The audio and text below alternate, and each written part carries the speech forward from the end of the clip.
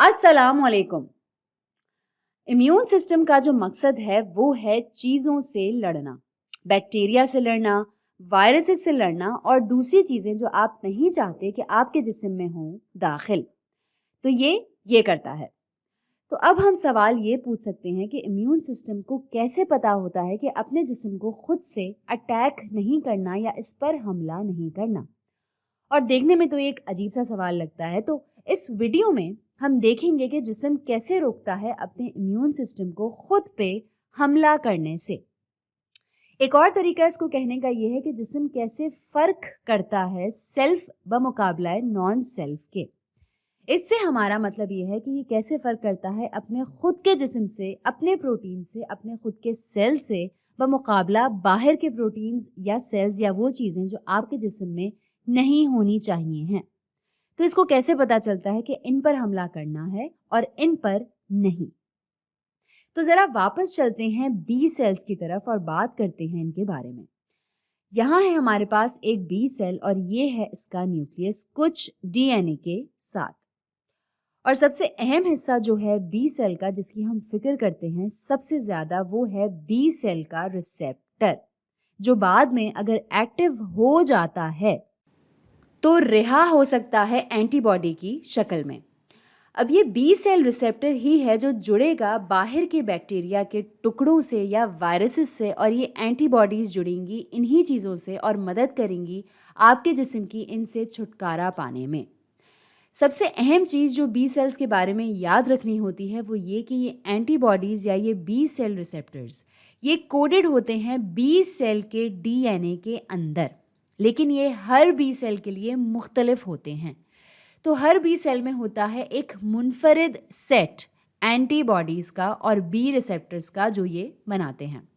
तो इधर हम इनको थोड़ा मुख्तलिफ रंग दे देते हैं ताकि ये वाज़े हो जाए। यहाँ पे थोड़ा मुख्तलिफ डीएनए और थोड़ा मुख्तलिफ रिसेप्टर। और सबसे ख़ास चीज़ जो है याद रखने की वो ये कि ये बी सेल रिसेप्टर्स जो बाद में बन जाएंगे एंटीबॉडीज़, ये बेतरतीब तौर पर पैदा होते हैं।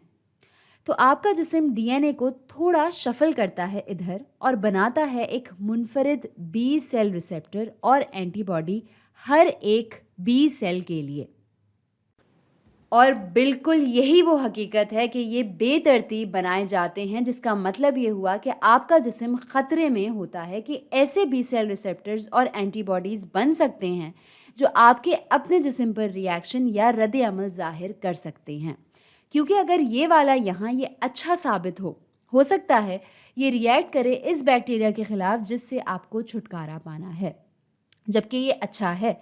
हो सकता है ये वाला सेल बना बैठे एक ऐसा बी सेल रिसेप्टर और बाद में ऐसी एंटीबॉडी जो शायद रिएक्ट करे एक ऐसी चीज़ से जिससे शायद आप ना चाहते हो कि वो रिएक्ट करे।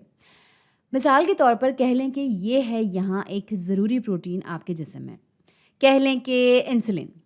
तो आप नहीं चाहेंगे कि ऐसा बी सेल बने जो रिएक्ट करे इंसुलिन से, क्योंकि शायद ये फिर ऐसी एंटीबॉडीज़ बनाना शुरू कर देगा जो इंसुलिन से जुड़ना शुरू हो जाएंगे और फिर इंसुलिन को अपना काम सही से करने नहीं देंगे और इसे ऐसा करने से रोकेंगे, जबकि इंसुलिन की आपके जिस्म को बहुत ज़्यादा ज़रूरत होती है। तो आप कैसे अपने जिस्म को रोक सकते हैं ऐसे बी सेल्स बनाने से जो आपके जिस्म के साथ रिएक्ट करें? हकीकत में ऐसा कोई तरीका नहीं है, क्योंकि जैसा मैंने पहले कहा था ये जो मरहला है मुख्तलिफ बी सेल रिसेप्टर्स और एंटीबॉडीज़ बनाने का, ये बिल्कुल बेतरतीब होता है। तो ऐसा कोई तरीका नहीं है अपने जिस्म को रोकने का ऐसे बी सेल रिसेप्टर्स बनाने से जो आपके जिस्म से खुद रिएक्ट कर बैठे। तो इसका क्या मतलब हुआ? इसका ये मतलब हुआ कि आप ये बनाएंगे ज़रूर, लेकिन आपको ये समझना पड़ेगा खुद से कि कौन से आपके जिस्म से रिएक्ट कर रहे हैं और इनसे कैसे छुटकारा पाया जाए। तो ऐसे वालों को मारने का तरीका खुद से ढूंढना है। यहाँ पे हम बी सेल्स के बारे में बात कर रहे हैं और जो चीज़ भी हम यहाँ कह रहे हैं ये बिल्कुल सच है और अप्लाई होती है टी सेल्स पे भी। ये भी यहाँ मैं एक बना लेती हूँ, क्योंकि टी सेल्स के पास भी एक टी सेल रिसेप्टर होता है जो बिल्कुल बेतरतीब पैदा होता है और आप चाहते हैं कि ये टी सेल रिसेप्टर रिएक्ट करे सिर्फ बाहर की चीज़ों से, نان سیلف چیزوں سے بنسبت سیلف چیزوں سے. تو جن طریقوں کے بارے میں ہم بات کریں گے یہ دونوں کے لیے ہوں گی. تو چلتے ہیں بون میرو کی طرف یہ دیکھنے کے لیے کہ یہ عمل ہوتا کیسے ہے. اور ہم بون میرو کی طرف اس لیے جا رہے ہیں کیونکہ یہی وہ جگہ ہے جہاں سے بی سیلز آتے ہیں. یہیں سے ملتی ہے ان کو اپنی منفرد اینٹی باڈی. آپ کا بی سیل ریسیپٹر یہ ملتا ہے اپنا ڈی این اے تھوڑا سا تبدیل کر کے. تو کچھ بی سیلز کو یہاں دیکھتے ہیں جو ابھی تھوڑے جوان سے ہیں. یہ ابھی تک بون میرو سے باہر نہیں نکلے ہیں اور ان سب میں ان کا ہے ایک منفرد ریسیپٹر. یہ بھی یہاں بنا لیتے ہیں اور کہہ لیں کہ ان میں سے ایک ریئیکٹ کرتا ہے سیلف سے یعنی اپنے آپ سے. تو ان میں سے ایک ریئیکٹ کرتا ہے اپنے جسم کے ایک پروٹین سے جس سے آپ نہیں چاہتے کہ یہ ریئیکٹ کرے. تو فرض کر لیں جس بی سیل سے ہمیں چھٹکارا پانا ہے وہ یہ والا ہے کیونکہ یہ ریئیکٹ کرتا ہے کہہ لیں کہ آپ کے جسم میں موجود انسولین سے. تو اب آپ یہ کیسے پتہ لگائیں گے کہ یہ والا بی سیل ہے جو اپنے جسم کے اچھے پروٹین سے ریئیکٹ کرتا ہے؟ اور اس کا جواب خاصا آسان ہے اور جواب یہ ہے کہ آپ نے اپنے جسم میں رکھنے ہیں وہ مختلف پروٹینز جو آپ کا جسم استعمال کرتا ہے. آپ کو وہ رکھنے ہیں اپنے بون میرو میں جب تک ان بی سیلز پہ جانچ پڑتال ختم نہیں ہوتی.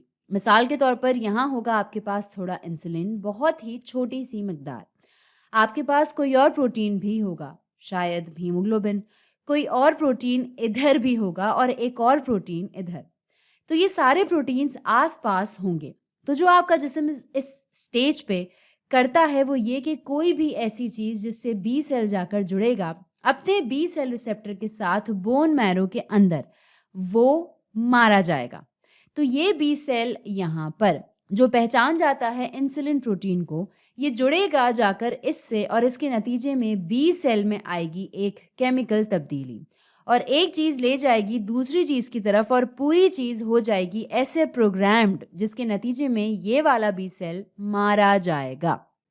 تو ہر بی سیل جو پہچان لے گا سیلف، اگر وہ دیکھ لے گا سیلف مالیکیول بون میرو کے اندر، وہ مارا جائے گا. اور یہ طریقہ کام اس لیے کرتا ہے کیونکہ بون میرو میں پائے جائیں گے زیادہ تر وہ سارے پروٹینز جو جسم میں پائے جاتے ہیں، وہ وہاں موجود ہوں گے تاکہ آپ نکال باہر کر سکیں ایسے بی سیلز جو سیلف سے ریئیکٹ کریں.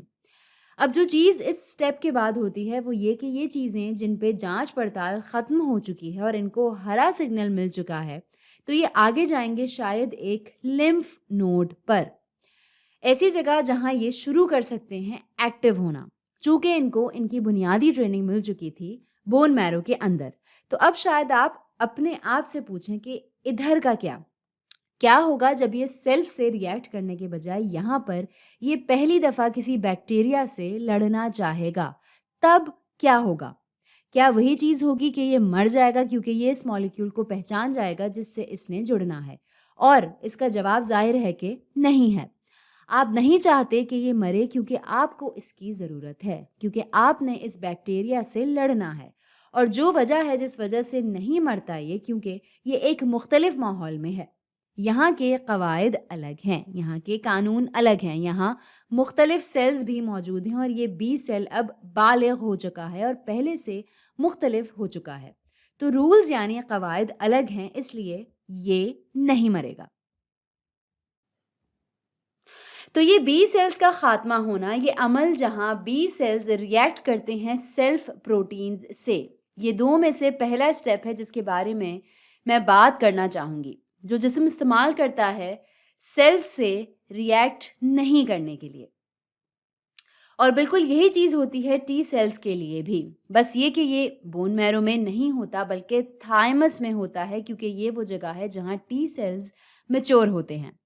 تو تھائمس میں بالکل یہی عمل ہوتا ہے جہاں ٹی سیلز فرق کرتے ہیں اور ہر ایک کا ایک منفرد ریسیپٹر ہوتا ہے اور جو سیلف سے ریئیکٹ کرتے ہیں تھائمس کے اندر وہ مارے جاتے ہیں.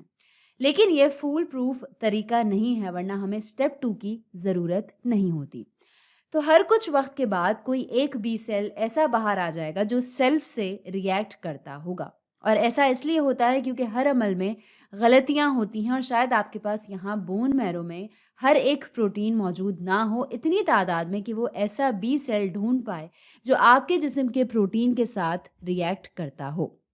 तो कह लें कि ये एक बी सेल है जो बोन मैरो से बचकर निकल गया, हालांकि ये सेल्फ से रिएक्ट करता है। तो अब क्या होगा? ये ढूंढेगा वो प्रोटीन जिससे रिएक्ट करने के लिए ये बेतरतीब तरीके से बना था। तो ये ढूंढेगा वो प्रोटीन जिसकी आपके जिस्म को ज़रूरत है और फिर ये जुड़ जाएगा इससे। फिर इसके बाद अब ये क्या करेगा? तो अगर आपको याद हो, ये अब ये वाला प्रोटीन लेगा, इसको निगलेगा, तोड़ेगा इसको छोटे टुकड़ों में और फिर इसको पेश करेगा एक MHC2 मॉलिक्यूल पर। तो ये एक सिर्फ छोटा सा टुकड़ा इस प्रोटीन का पेश करेगा MHC2 मॉलिक्यूल पर। हो सकता है कि ये एक किसी दूसरे प्रोटीन का टुकड़ा पेश करे किसी दूसरे MHC2 मॉलिक्यूल पर इधर। और जो वजह है ये करने की वो ये है कि इसकी ज़रूरत है एक टी सेल की कि वो इसके साथ आए जो पहचानेगा इसी टुकड़े को जो इसने यहाँ सरफेस पर रखा है।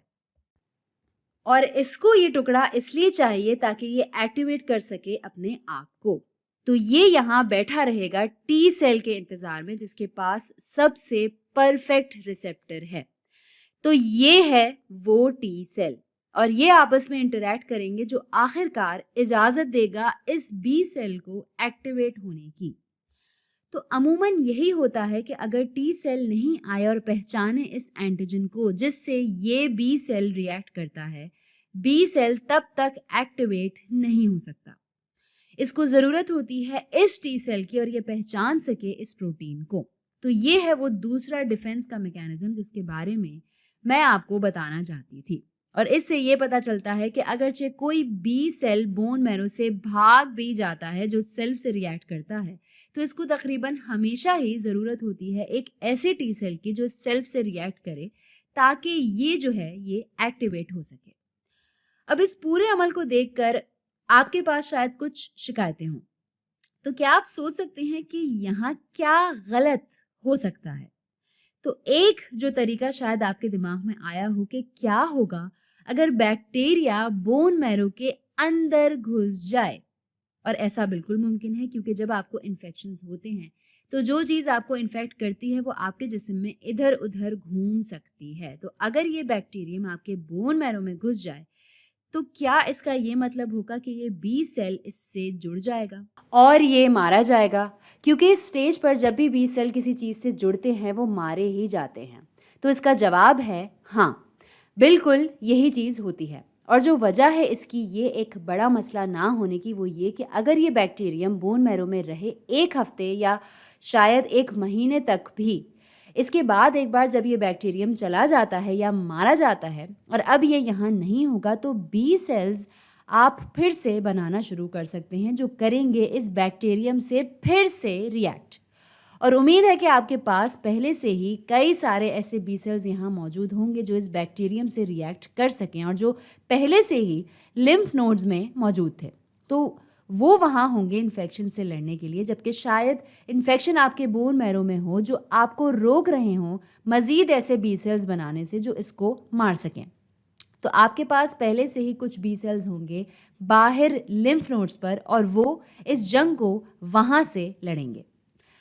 अब हालांकि आपके जिस्म में ये मैकेनिज़म्स हैं जो आपके इम्यून सिस्टम को रोकती हैं अपने आप से रिएक्ट करने से, ऐसा फिर भी कभी कभी हो जाता है।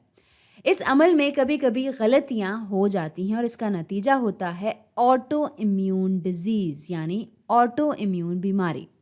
इसको ऑटो इम्यून इसलिए कहते हैं क्योंकि आप अपने आप से अपने ही इम्यून सिस्टम से बमुकाबला होते हैं। तो आपका इम्यून सिस्टम बुनियादी तौर पर आपके जिस्म पर ही हमला करना शुरू कर देता है और इसके नतीजे में कई सारी ख़तरनाक बीमारियां आपको हो सकती हैं। इसको मज़ीद समझने के लिए मैं आपको इसकी एक मिसाल देती हूँ। ये है एक मसल फाइबर और जिस तरह से आपके मसल फाइबर्स होते हैं एक्टिवेट, वो ऐसे कि इनके पास होता है एक रिसेप्टर जो मैं यहाँ बना लेती हूँ और ये रिसेप्टर तैयार है रिसीव करने के लिए छोटे मॉलिक्यूल्स एक न्यूरॉन से जो हिस्सा है एक नर्व का। तो ये रिसीव करता है मॉलिक्यूल्स इस न्यूरॉन से जो एक्टिवेट करते हैं इस रिसेप्टर को, लिहाजा ये मसल फाइबर हो जाता है एक्टिवेट। تو اگر آپ کو اس مسل فائبر کو سخت کرنا ہے تو آپ کو بس ایک سگنل نیچے بھیجنا ہے اس نیورون کے ذریعے، جو پھر رہا کریں گے چھوٹے مالیکیولز جو کر دیں گے ایکٹیویٹ اس مسل فائبر کو۔ لیکن آٹو امیون سنڈروم یا آٹو امیون ڈیزیز کی ایک مثال میں آپ کو ملتے ہیں اینٹی باڈیز اس ریسیپٹر کے خلاف ادھر مسل پر، اور پھر وہ جڑتے ہیں اس سے، اور پھر یا تو وہ اس کو کام کرنے سے روکتے ہیں، وہ ناممکن بنا دیتے ہیں اس کے لیے ریئیکٹ کرنا نیورون سگنل سے، یا پھر یہ تباہ کر دیتے ہیں ریسیپٹرز کو ہی۔ تو یہ دو میکینزمز ہیں جو دیکھے گئے ہیں۔ تو اس آٹو امیون ڈیزیز میں آپ کو کیا لگتا ہے کہ کیا ہوگا؟ تو جو ہوتا ہے وہ یہ کہ آپ کا جسم اب اتنی آسانی سے مسل فائبرز کو ایکٹیویٹ نہیں کر پاتا، اور اس بیماری کو کہتے ہیں مائستھینیا گریوس۔ یہاں مائے کا مطلب ہے مسل اور استھینیا کا مطلب ہے کمزوری۔ تو مسل کی کمزوری اور گریوس کا مطلب ہے سنجیدہ، کیونکہ یہ وقت کے ساتھ ساتھ اور سنجیدہ ہوتی رہتی ہے۔ اور اگر آپ اپنے جسم میں مسل فائبرز کو نہیں کر پاتے ایکٹیویٹ، تو اس کا مطلب ہے کہ آپ آہستہ آہستہ فالج کی طرف جا رہے ہوتے ہیں اور مفلوج ہوتے چلے جاتے ہیں۔ تو امید ہے کہ اس ویڈیو سے آپ کو تھوڑا بہت اندازہ ہوا ہو کہ ہمارا امیون سسٹم کس طرح کام کرتا ہے self versus non self immunity کے لیے۔ تو آج کے لیے اتنا ہی۔